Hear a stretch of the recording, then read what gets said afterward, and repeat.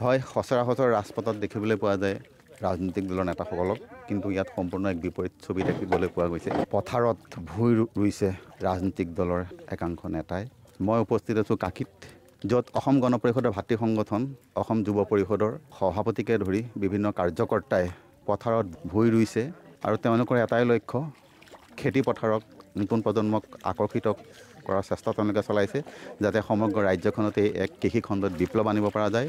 আৰু মই উপস্থিত আছোঁ অসম যুৱ পৰিষদৰ সভাপতি, ৰাজ্যিক সভাপতি জিতু বুঢ়াগোহাঁই। মই তেখেতৰ ওচৰলৈ গৈছোঁ পোনপটীয়াকৈ। কি ক'ব? আচলতে আজি আমি যথেষ্ট সুখী। আমি নতুন প্ৰজন্মক আমি এটা আদৰ্শ দেখুৱাব বিচাৰিছোঁ আৰু আমি পাৰিছোঁ।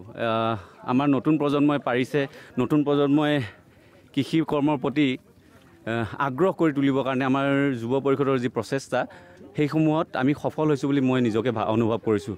কিয়নো এতিয়া ক'ভিডৰ সময়ছোৱা, এই ক'ভিডৰ সময়ছোৱাত বহুতে বহিৰাজ্যত যিবিলাক আমাৰ অসমৰ যুৱক যুৱতীয়ে কাম কৰি আছিল, সেইসমূহে এতিয়া নিবনুৱা হৈছে, ইয়ালৈ অসমলৈ ঘূৰি আহিছে। নিজৰ পথাৰডৰা আছে, পথাৰডৰাত কৃষি কৰ্ম কৰিবলৈ লাজ কৰে বহুত নতুন প্ৰজন্মই। কিন্তু যোৱা দিনকেইটাত কৃষি বিভাগে যিবোৰ আঁচনি নতুন প্ৰজন্মৰ বাবে বা হিতাধিকাৰীৰ কাৰণে যিবোৰ আঁচনি তেওঁলোকে দিছে, আৰু বহুত নতুন প্ৰজন্মই সেইসমূহ আঁচনি গ্ৰহণো কৰিছে। আপোনালোকে জানে যে আজিকালি নতুন প্ৰজন্মই খেতি পথাৰত নামিছে, আৰু আমিও নতুন প্ৰজন্মক কৃষিৰ প্ৰতি অধিক আগ্ৰহ কৰি তুলিবৰ কাৰণে আমি এটা আজি প্ৰতীকী হিচাপে এটা অনুষ্ঠান, এই আমাৰ সতীৰ্থ আমাৰ উপসভাপতি দাদুল বৰাৰ বাসগৃহত, আজি তেওঁৰ কাকীত তেওঁৰ ইয়াত 24 বিঘা মাটি আছে। 24 বিঘাৰ আজি 3 বিঘা মাটি আজি নভূঁই হিচাপে তেওঁলোকে ৰুইছে। আৰু এই চেগতে মই তেওঁক প্ৰস্তাৱ দিলোঁ যে আমি আমাৰ যুৱ পৰিষদৰ যিবোৰ সতীৰ্থ, গুৱাহাটী মহানগৰ কেন্দ্ৰীয় সমিতিৰ সকলোবোৰ সতীৰ্থক ইয়ালৈ লৈ আহিছোঁ। লৈ আহি আজি এই নভূঁই অনুষ্ঠানত আমি নিজেই অংশগ্ৰহণ কৰি, নিজেই ভূঁই ৰুই এক আদৰ্শ হিচাপে আমি নতুন প্ৰজন্মক দেখুৱাব বিচাৰিছোঁ যে আমি যদি আমাৰ অৰ্থনীতি, গ্ৰাম্য অৰ্থনীতি যদি শক্তিশালী কৰিব লাগে, তেনেহ'লে আমি পথাৰত নামিব লাগিব, বজাৰখন আমি দখল কৰিব লাগিব। আমি কৃষি কৰ্ম, মহ পালন, গাহৰি পালন, গৰু পালন, এইবোৰ কৰি আমি আমাৰ গ্ৰাম্য অৰ্থনৈতিক বুনিয়াদটো শক্তিশালী কৰি তুলিব লাগিব। আৰু সেয়েহে আজি আমি এই ঠাইত আহি উপস্থিত হৈছোঁ।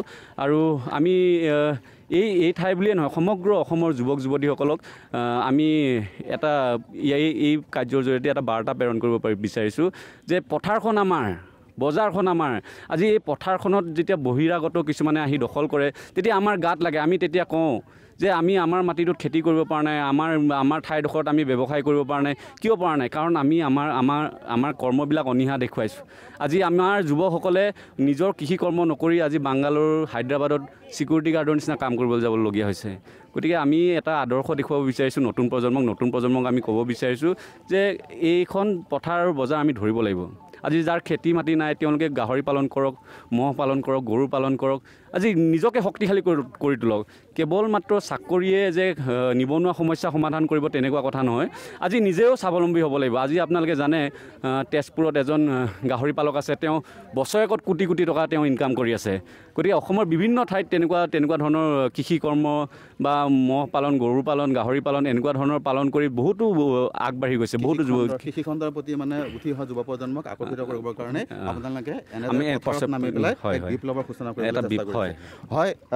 ইয়াত ইতিমধ্যে দেখা পাইছেই খেতিৰ বোকাত কেনেদৰে নভূঁই তেওঁলোকে ৰুই আছে। আৰু ইয়াত অকল যুৱ পৰিষদৰ সভাপতি, কেন্দ্ৰীয় সভাপতিকে নহয়, ইয়াত বহুত যুৱতী উঠি অহা যুৱতীসকলকো ইয়াত দেখিবলৈ পোৱা গৈছে। মই এগৰাকী যুৱতীৰ ওচৰলৈ গৈছোঁ। দেখিছেই সাজপাৰতে প্ৰকাশ পাইছে কেনেদৰে ভূঁই ৰুই তেওঁ আনন্দিত হৈছে। কি ক'বা? আজি আমি ইয়াত এইটো কাৰ্যসূচীত আহিছোঁ, ভাল লাগিছে। আমি এইখিনি গোটেইখিনি ৰুইছোঁ। আৰু কি ক'বা? তুমি আজি পথাৰত নামিছা, এতিয়া উঠি অহা নৱপ্ৰজন্মৰ প্ৰতি কি ক'বা?